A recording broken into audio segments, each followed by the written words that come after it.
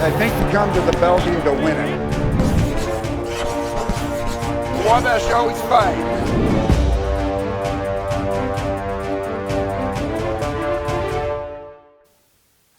Hello and welcome to the Don Morel Show, your chance to hear the thoughts and comments of the head football coach of the Little Giant program. And Coach, unfortunately, we sit down after a 17-13 loss in the 126th Monon Bell Classic.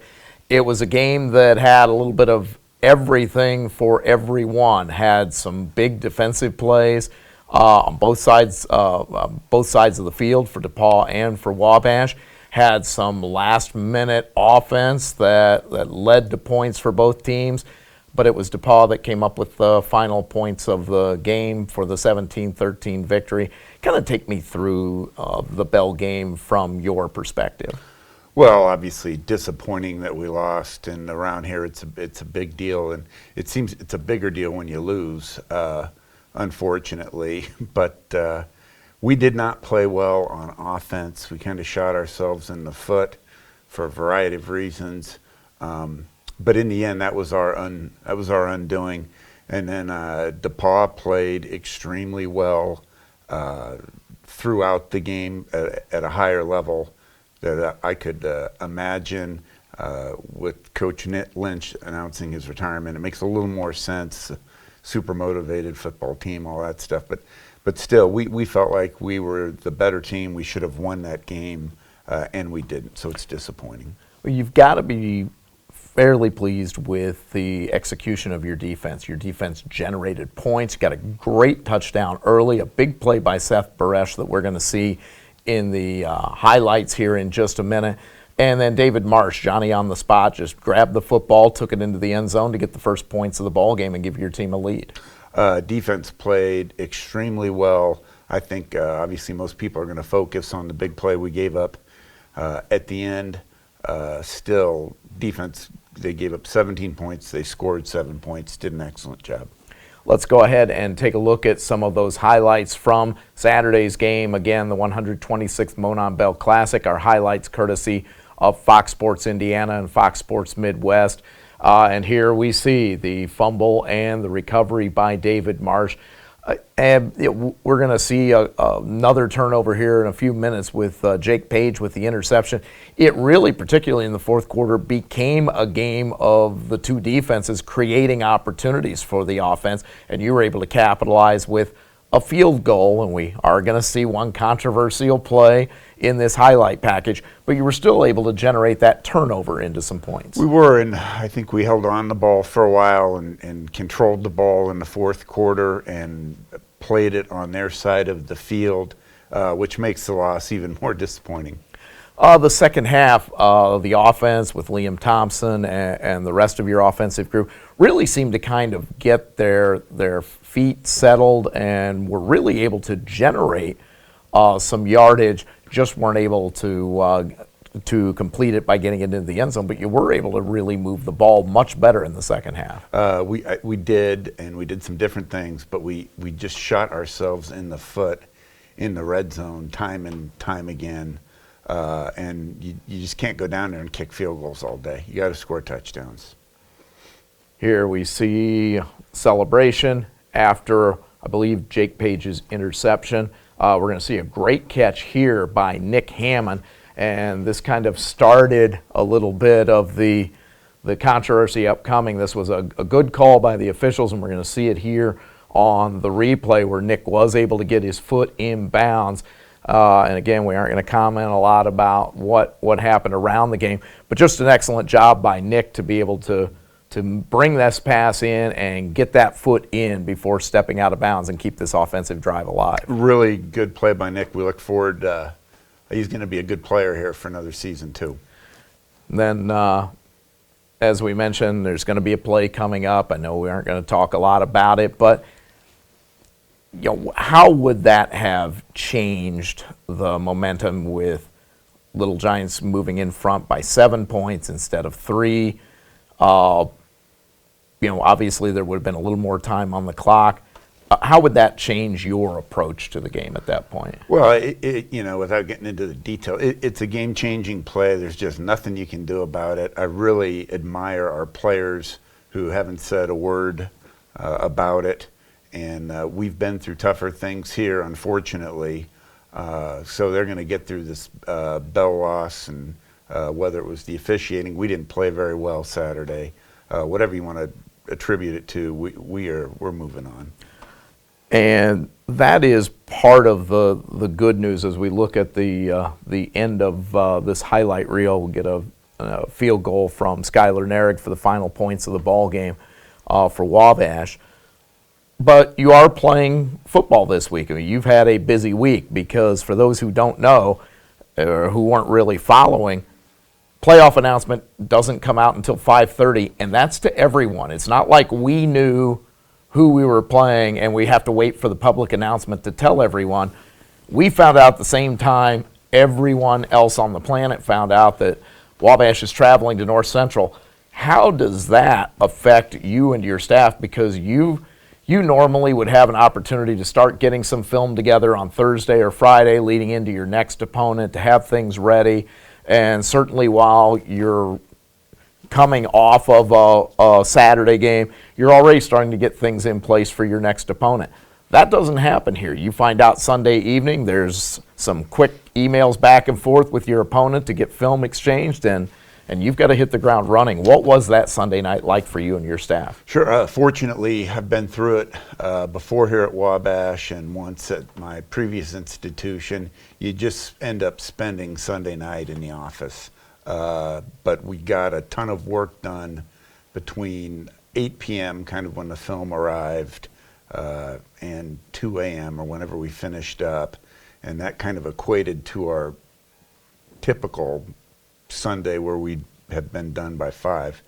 But it's the same for all the teams, so it's a tough weekend. Something else that's different about the playoffs, and I want to get your take as a head coach on how it affects your team. You don't have control of your roster size. You can make a determination during the regular season.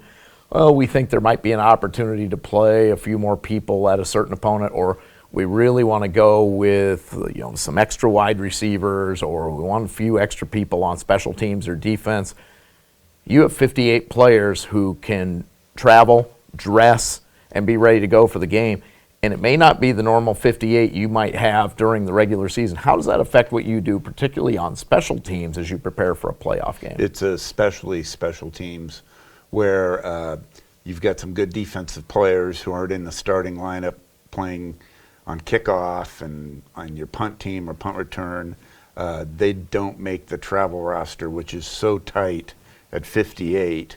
So now you need to plug in a starter who normally doesn't run down on kickoff or whatever special team you're talking about. And that's a whole new phase for them. Well, also, I'm guessing changes, where kickoff or punt return or punt coverage would be an opportunity for that starter to maybe get a breather, sure, take a rest. Now they're going 4 downs on a series. They are, and I think it's the same for, all 32 teams in the tournament. You play a North Central team that is very, very good. They are a 9-1 football team. Their one loss is to what is the number 1 seed in what would traditionally be the West bracket in Wheaton College. Tell us a little bit about what you've seen from them on film, both on offense and defense. By far, in the 8 years I've been here, the most skilled offensive team we've ever seen, whether it's the quarterback, the running back, the tight end, any of the group of wide receivers. They've been together a while, and they are just super dynamic. We are going to, defensively, we're going to have to play our best game to hang in there with them.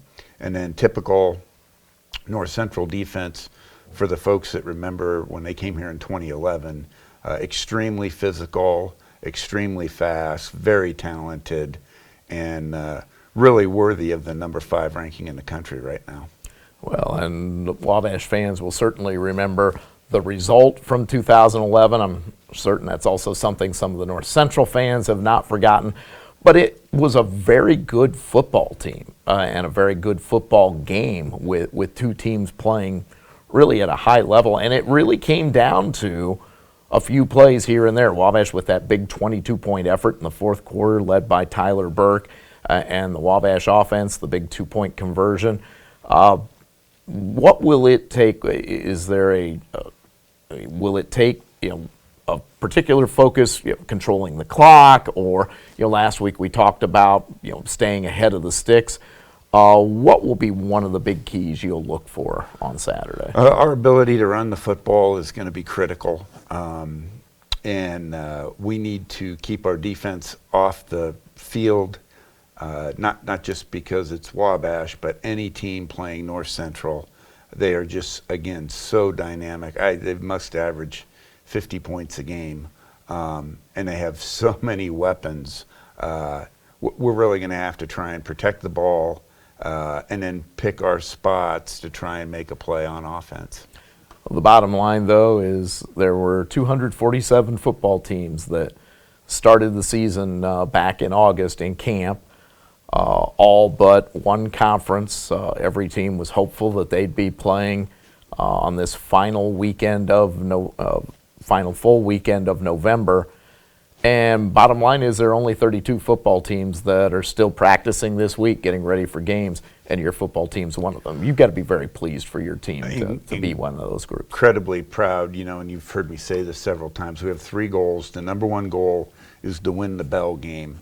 And sometimes we get scoffed at about that until you lose the Bell game, and then you realize that really is the number one goal of the Wabash football team. We didn't get that.